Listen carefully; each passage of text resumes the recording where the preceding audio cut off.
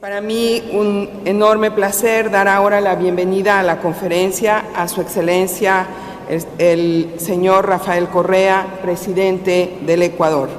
Señor presidente Correa. Muchas gracias. Un abrazo para ti, Patricia, para el presidente Felipe Calderón, para el gobierno mexicano y para todo el pueblo mexicano, y el agradecimiento y la felicitación por haber organizado esta cumbre. Me preocupa pensar cuánta energía estamos gastando aquí, cuántas emisiones estamos mandando en tremendas instalaciones, ¿no? Pero bueno, vamos a discutir al respecto. Un abrazo a los demás miembros de la mesa directiva, a todos ustedes, amigas y amigos, jefes de Estado, ministros de Ambiente, cancilleres, representantes de países de nuestro planeta azul que se reúnen en este día y en estos días en Cancún para discutir sobre el futuro del planeta, porque eso es precisamente lo que estamos haciendo, discutiendo sobre el futuro del planeta. Un abrazo muy especial a invitados también especiales que tenemos en esta mañana, representantes de nuestros pueblos ancestrales, orgullo de nuestra patria, orgullo del Ecuador, como son los guaraníes, los hombres de la selva, guardianes milenarios de ese pulmón del planeta que es la selva amazónica. Por ellos, para ellos, con ellos debemos estar esta mañana aquí. Un saludo a los señores traductores, nadie los saluda nunca. Yo vengo de una ciudad tropical y hablo bastante rápido, así que soy el terror de los traductores. No saben cuánto admiro su trabajo, no sé cómo le hacen. Y les pido disculpas anticipadas. Queridas amigas y amigos, se ha reconocido que los incentivos de Kioto fueron insuficientes, ineficientes e injustos. Por ejemplo, en temas de reforestación, el sistema premiaba a los países que reforestaban, pero impedía compensar a los países que no habían deforestado y cuyos bosques ya estaban contribuyendo al almacenamiento de carbono.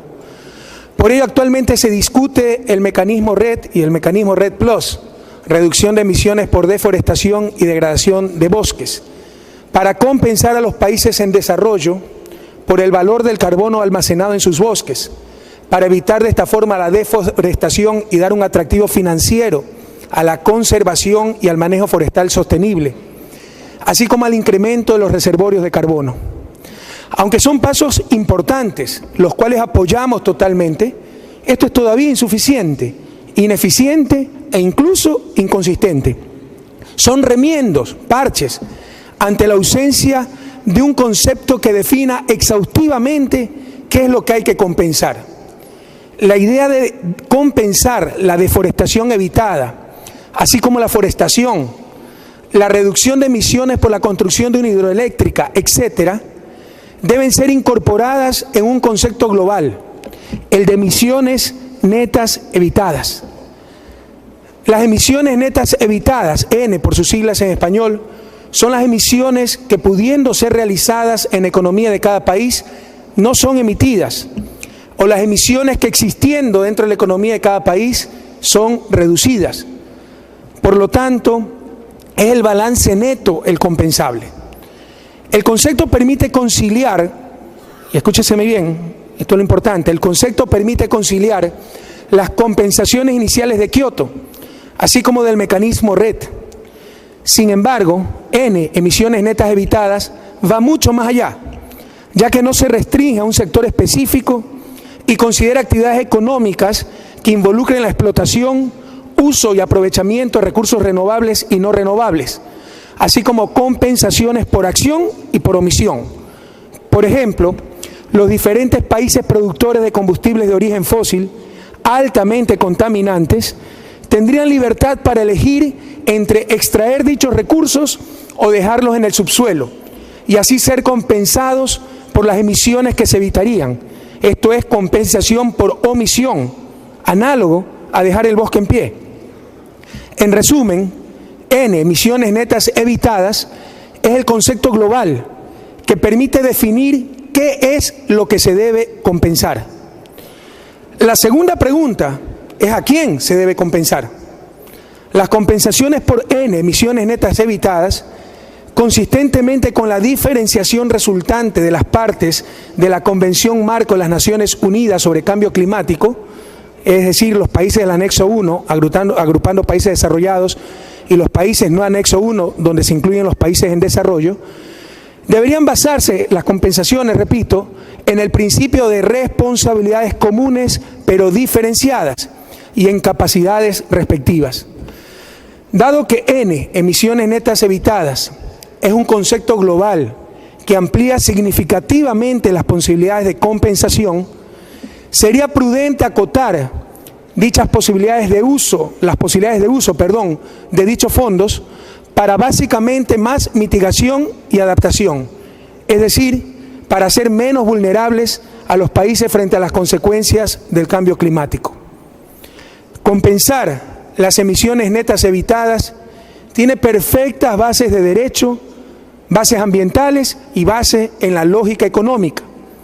En cuanto a derecho, la idea central de N, compensación por emisiones netas evitadas, y consistente con los principios de la Convención, es que alguna de las partes pueda ser compensada para que no realice una acción a la cual tiene derecho. En caso de esta, ser individualmente deseable, pero no socialmente. Es decir, en caso de producir externalidades negativas. Ejemplo, deforestar. De forma análoga, si una de las partes no tiene la obligación de realizar una acción que individualmente no es deseable, pero sí socialmente, es decir, produce externalidades positivas, debe ser compensado para que realice esta acción. Ejemplo, reforestar. En aspectos ambientales, la idea central de N, emisiones netas evitadas, es extremadamente obvia. En términos netos, no ensuciar el medio ambiente, esto es compensación por omisión, teniendo el derecho de realizar la acción, es equivalente a limpiarlo, compensación por acción sin tener la obligación de realizar dicha acción. Finalmente, en cuanto a la lógica económica, en emisiones netas evitadas, al igual que todas las compensaciones por generar o mantener bienes ambientales, los cuales por ser bienes de libre acceso no tienen precios explícitos de mercado, se fundamenta en la necesidad de compensar la generación de valor y no tan solo la generación de mercancías, para así lograr la maximización del bienestar social y un desarrollo sostenible.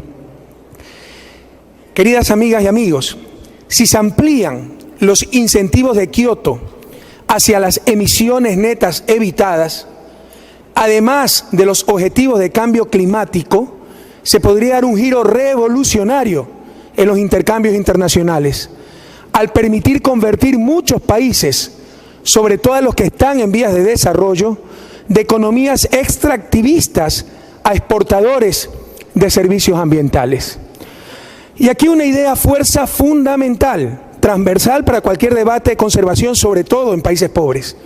La conservación en países pobres no será posible, no será sostenible si ésta no genera claras y directas mejoras en el nivel de vida de la población. Que quede claro, yo no le puedo decir a una familia pobre, sin alternativa de ingreso y que vive al lado de un bosque, que no lo corte.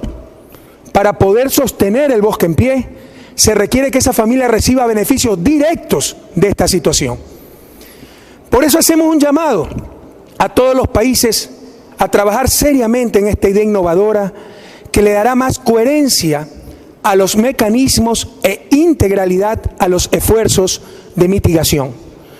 Sin embargo, no nos engañamos, y aquí otra idea fuerza importante, sobre todo para los países pobres generadores de bienes ambientales.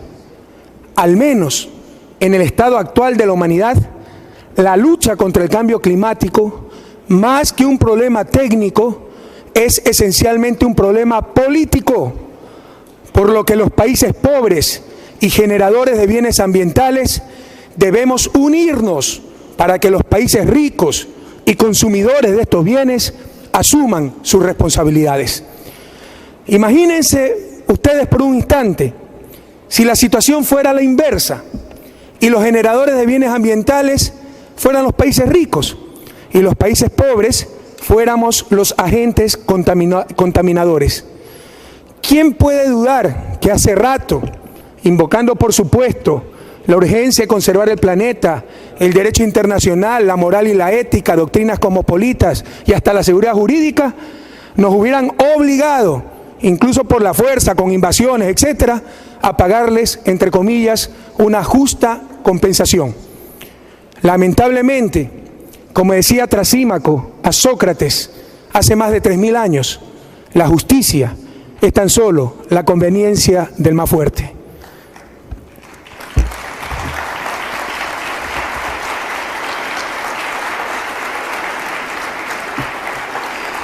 Si representamos verdaderamente el interés de nuestros pueblos, si abogamos por el bien común, no podemos decir que no estamos dispuestos a disminuir emisiones, a cambiar nuestros patrones insostenibles de producción y consumo y a contribuir con el financiamiento necesario para que generemos bienes ambientales que nos permitan superar la pobreza, la exclusión y los riesgos a los que estamos expuestos los países pobres por un cambio climático del cual no somos culpables.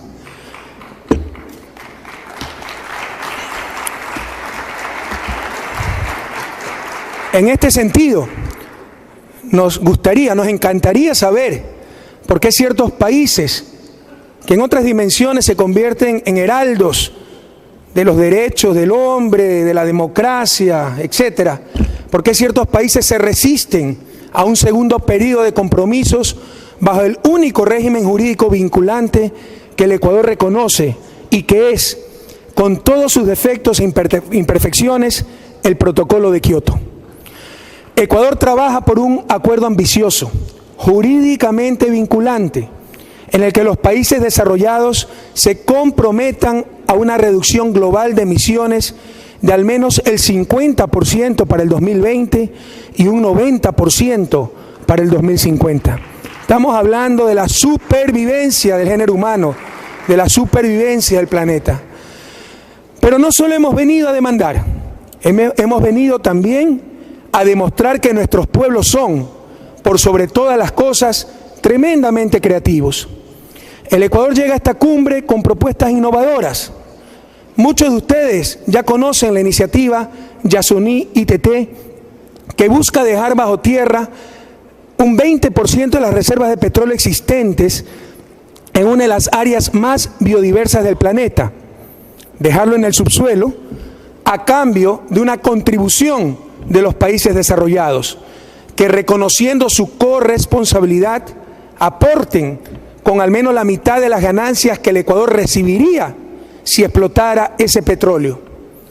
Como manifestó nuestro querido amigo Miguel de Escoto, en ese entonces presidente de la Asamblea General de las Naciones Unidas, la iniciativa Yasuní ITT es la propuesta más concreta de la historia para bajar de la retórica a los hechos en cuanto a la lucha contra el cambio climático. Ganancias que en valor presente a los precios actuales para el Ecuador superarían los 7 billones de dólares si es que explota ese petróleo. Y bien que necesitamos ese dinero para sacar del subdesarrollo a nuestro país, pero estamos dispuestos a contribuir con la lucha contra el cambio climático. La iniciativa Yasuní ITT, propuesta emblemática de nuestro gobierno, se sustenta en el concepto que vengo de mencionar: emisiones netas evitadas. Alguna vez ha habido malas interpretaciones, dicen que Ecuador está chantajeando. ¿Chantajeando qué? Para nosotros lo más conveniente es explotar ese petróleo. Estamos perdiendo grandes cantidades de dinero por no hacerlo. Se basa en el concepto de emisiones netas evitadas.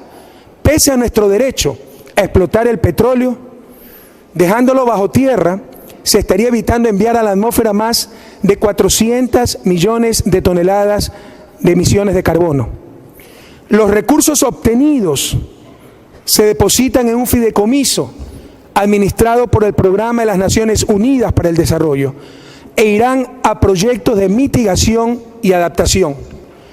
También es importante recalcar que el principal contribuyente, escúcheseme bien, porque algunas veces ciertos países desarrollados se ponen en la posición de mecenas que dan limosna a los países pobres. Aquí nadie está pidiendo limosna, estamos pidiendo justicia, corresponsabilidad. Y el principal contribuyente de esta iniciativa es el propio Ecuador. Financieramente lo que más nos conviene es explotar ese petróleo, que quede muy claro. El principal contribuyente es el propio Ecuador, porque para el país lo más conveniente en términos financieros, repito, es explotar ese petróleo Y vaya si nos hacen falta esos billones de dólares para el desarrollo del país. Además, estamos hablando, Yasuní, en la Amazonía, de la región más megadiversa del planeta, donde en 1 hectárea de terreno pueden encontrar más diversidad de árboles que en todos los Estados Unidos, y en la cual aún habitan pueblos en aislamiento voluntario. Cabe indicar que Ecuador es el país megadiverso más compacto del mundo y uno de los pocos países del mundo que aún mantienen grupos humanos no contactados. Aunque algunos países industrializados e incluso países hermanos latinoamericanos ya han contribuido con el fideicomiso Yasuní-TT, no estamos recibiendo la respuesta que esperábamos. Cuando se baja de la retórica a los hechos, ahí se ve quién es quién. En este sentido, quiero ser muy claro en la disposición de Ecuador de contribuir, incluso con un gran sacrificio financiero, a la lucha contra un cambio climático que no ha provocado, en este caso por medio de la iniciativa Yasuní-TT. Pero tampoco Ecuador está dispuesto a ser tonto útil de nadie.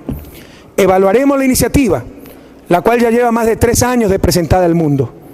A mediados del próximo año haremos esa evaluación y de verificarse la falta de corresponsabilidad mundial, tendremos que explotar con todas las responsabilidades sociales y ambientales dichas reservas. Insisto, vaya si nos hacen falta esos billones de dólares para el desarrollo del país. Otro tema fundamental para nuestros países del sur es la urgencia de disponer de tecnologías que permitan contrarrestar el cambio climático, y para ello se requiere que sean de dominio público y que no estén bajo protección de derechos de propiedad intelectual, tecnologías que permitan mitigar los efectos, los impactos al medio ambiente y en general que permitan garantizar derechos humanos y derechos de la naturaleza. Por eso consideramos que es urgente poner al servicio de la sociedad todas aquellas tecnologías vinculadas, insisto, a la garantía de los derechos de la naturaleza y de los derechos humanos. La privatización del conocimiento, el cual generalmente no tiene rivalidad en el consumo, no significa que si yo utilizo una técnica, alguien no la puede utilizar y nos perjudiquemos mutuamente. A diferencia que si yo ocupo una silla, alguien más no la puede ocupar. Eso es rivalidad en el consumo. El conocimiento en general no tiene rivalidad en el consumo. Por lo tanto, es socialmente ineficiente privatizarlo. Mientras más gente lo utilice, socialmente mejor. Pero es además éticamente muy cuestionable privatizar el conocimiento por medio de derechos de propiedad intelectual, patentes, etcétera, cuando se trata de conocimiento que permitiría atender cuestiones como la salud humana o, insisto, la mitigación del cambio climático. Señora Presidenta de esta Asamblea, señoras y señores jefes de Estado, amigas y amigos de alrededor del planeta, la Constitución ecuatoriana fue la primera y es la única todavía en el mundo en reconocer derechos a la naturaleza. Hablamos con solvencia, tenemos la Constitución más verde de la historia del planeta. Nuestro pueblo se pronunció en una consulta masivamente en favor de esa Constitución. El país ha dado pasos importantes para que esos derechos de la naturaleza sean respetados. Es hora de que empecemos a caminar hacia una declaración universal de los derechos de la naturaleza, como ya lo ha planteado la Constitución ecuatoriana y el presidente Evo Morales de la hermana República, Estado Plurinacional de Bolivia. Pero no podremos impulsar un objetivo tan ambicioso sin hacerlo conjuntamente a nivel planetario, sin acción colectiva mundial. Si cada país actúa solamente en función de sus propios intereses, finalmente todos estaremos en el peor de los mundos, en la situación menos deseable posible, es lo que se llama economía el dilema del prisionero. El principal derecho universal de la naturaleza debería ser el que se den las condiciones climáticas apropiadas para que ésta pueda seguir existiendo, pero también para que pueda seguir ofreciendo los medios de vida necesarios para que nuestras sociedades, nuestros pueblos y en especial los pobres del planeta puedan vivir con dignidad y seguridad. Cuando termine esta conferencia el día viernes, tendremos que rendir cuentas al planeta rendir cuentas a nuestros hijos e hijas, rendir cuentas a los 100 millones de refugiados climáticos y sobre todo a quienes en estos mismos momentos están sufriendo el flagelo de las inundaciones en varios países latinoamericanos como Colombia y Venezuela y en el mundo entero. No podemos salir de México con las manos y la esperanza vacías. Muchísimas gracias.